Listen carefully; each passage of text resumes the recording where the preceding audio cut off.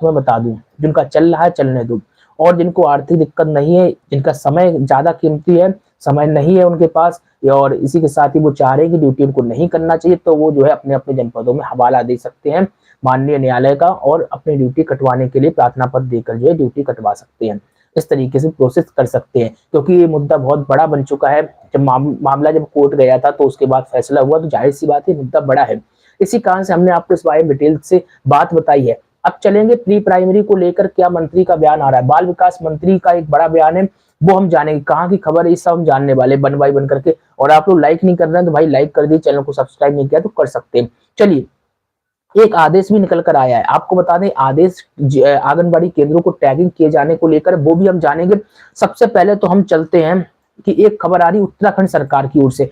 कल एक भाई हमारे कमेंट कर रहे थे कि सर आप उड़ीसा की खबर नहीं बता रहे बड़ी, कि उड़ीसा में एक बड़े पैमाने पर जो है प्रदर्शन हो रहा है। मुझे उड़ीसा के बारे में खबर नहीं पता थी, मुझे ये भी नहीं पता था कि आप लोग उड़ीसा तक इस चैनल को देख रहे हो। मतलब कहाँ कहाँ तक ये चैनल देखा जा रहा है, मुझे नहीं पता था कि उड़ीसा से ही आप लोग देख रहे हो। मुझे पता होता कि आप उड़ीसा से भी देखते हो तो मैं डेफिनेटली उस खबर को पिक करता। अब मुझे पता चल गया है तो मैं आज उड़ीसा की भी खबर बता रहा हूँ, क्योंकि उड़ीसा में एक बड़े पैमाने पर जो है प्रदर्शन हो रहा है। क्या वजह है उड़ीसा में क्यों प्रदर्शन हुआ वो भी जानेंगे। फिलहाल लौटते हैं उत्तर प्रदेश, पहले लखीमपुर से खबर निकल कर आ रही है, उसको जान लेते हैं। लखीमपुर में भी आंगनबाड़ी केंद्रों को लेकर जो है उत्तर प्रदेश की राज्यपाल आनंदीबेन पटेल जो है पहुंची हुई थी। यहाँ पर उन्होंने कहा है सिर्फ बच्चे का विकास जो है, आपको बता दें शिक्षा ही देना नहीं बल्कि संस्कार देना भी बहुत जरूरी है।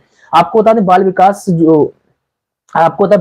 विभाग द्वारा जो आंगनबाड़ी केंद्र संचालित किए जा रहे हैं, इन केंद्रों का निरीक्षण करने और इनकी गुणवत्ता परखने के लिए लखीमपुर उत्तर प्रदेश में जो है, आपको बता दें आनंदीबेन पटेल जो उत्तर प्रदेश की राज्यपाल पहुंची थी। पहले खबर जान लेते हैं। भारत नेपाल सीमा से सटे आंगनबाड़ी केंद्र सोनहा में राज्यपाल आनंदीबेन पहुंची। इस दौरान उन्होंने बच्चों को केवल शिक्षित ही नहीं बल्कि संस्कारी भी बनाए जाने पर जोर दिया।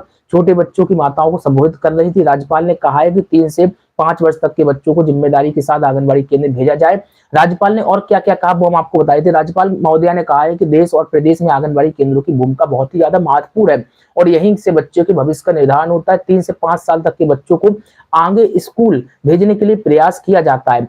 आपको मालूम होना चाहिए अब प्री प्राइमरी कंपलसरी किया जा रहा है, यानी कि अब आंगनबाड़ी केंद्र या प्री प्राइमरी आपको भेजना ही पड़ेगा। जब तक वहां पर रजिस्ट्रेशन नहीं होगा आपको प्राइमरी में दाखिला नहीं दिया जाएगा। ये प्रोसेस सरकार कर रही है। प्री प्राइमरी का दोस्तों मकसद यही है कि आंगनबाड़ी केंद्रों की जो है प्राथमिकता अनिवार्य की जाए। आपको बता दें राज्यपाल ने इस बात पर चिंता जताते हुए कहा है कि यह बात ठीक नहीं है कि आंगनबाड़ी केंद्र से 5 वर्ष पूरे हो जाने के बाद आगे बच्चों का क्या भविष्य होता है। भाई कक्षा 1 में दाखिला लेते हैं या फिर नहीं, या फिर जो है स्कूल की पढ़ाई वहीं तक छोड़ देते हैं, वो सब बातें कही। इसी के साथ ही आंगनबाड़ी केंद्रों की महत्ता को समझाते हुए राज्यपाल ने कहा कि केंद्रों को संबंधित प्राथमिक स्कूल में जाकर संपर्क करते रहना चाहिए। कि ये बात आप लोगों के लिए कही है, अब फलानी फलानी जगह लखीमपुर में कही तो इसका मतलब ये नहीं कि आप लोगों से नहीं कही, सब आप लोगों से भी कहा है। समझिए बात को, कहा है कि प्राथमिक स्कूल में जाकर संपर्क करते रहना चाहिए। केंद्र में जो बच्चे आए वो स्कूल में दाखिल हुए हैं या फिर नहीं। राज्यपाल ने कहा है कि इसके लिए प्राथमिक स्कूलों के शिक्षक से लेकर जो है विकास खंड के अधिकारियों को ये दायित्व उठाना होगा, ऐसा सुझाव भी दिया गया है। और आंगनबाड़ी केंद्र से निकलने वाले बच्चे जो स्कूल गए हैं या फिर नहीं, आखिर वह कहाँ पढ़ रहे हैं या फिर नहीं पढ़ रहे हैं, इसकी जो है जिम्मेदारी लेनी चाहिए और जिससे जो है बच्चे ड्रॉप आउट ना कर सके। ये सब बातें कही। बाकी आपकी प्रतिक्रिया क्या है वो कमेंट बॉक्स में आप रखी रहे, मैं देख रहा हूँ। अभी चलेंगे कमेंट बॉक्स पर भी चलेंगे, ठीक है।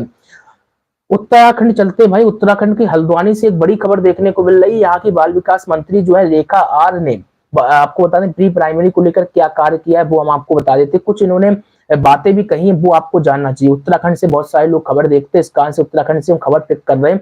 हल्द्वानी एक जनपद पड़ता है उत्तराखंड में, आप लोग जानते होंगे डेफिनेटली अगर उत्तराखंड से है। कैबिनेट मंत्री रेखा आर ने कहा है कि प्रदेश में किसी भी आंगन, देखिए यह भले ही हम हल्द्वानी से खबर बता रहे लेकिन पूरे उत्तराखंड के लिए खबर है। सबसे पहले तो आप लोग ये जान लीजिए, रेखा आर जो है कैबिनेट मंत्री, इन्होंने कहा है कि प्रदेश में किसी भी आंगनबाड़ी केंद्र को किराया न दिए जाने के चलते बंद नहीं होने दिया जाएगा। देखिए सबसे बड़ी समस्या आ रही है आंगनबाड़ी केंद्र को संचालन करने की, किराया आपको बता दें समय पर नहीं दिया जा रहा है। इस कारण से बहुत सारे आंगनबाड़ी केंद्र बहनें जो है बंद करने पर विवश हो रही है। ऐसे में जो है बाल विकास मंत्री का कहना है कि हम केंद्रों को बंद होने नहीं देंगे। अच्छी बात है। आगे इन्होंने क्या कहा है, सरकार ने 2021 तक का सभी आंगनबाड़ी केंद्रों का किराया दे दिया है। जरा कमेंट में बताइए उत्तराखंड से कोई भी हो कि 2021 तक का किराया आया या फिर नहीं। केंद्र से बजट मिलते ही अब तक किराया दे दिया जाएगा, यानी कि बजट अभी केंद्र से पकाया पड़ा हुआ है, इन्होंने कहा है। बाकी जैसा ही पैसा आएगा वो भी जो है आप लोगों के अकाउंट में क्रेडिट कर दिया जाएगा। इसी के साथ ही किराया न दिए जाने से किसी भी आंगनबाड़ी केंद्र को बंद होने नहीं दिया जाएगा। इस खबर को मैं क्रॉप कर रहा हूँ।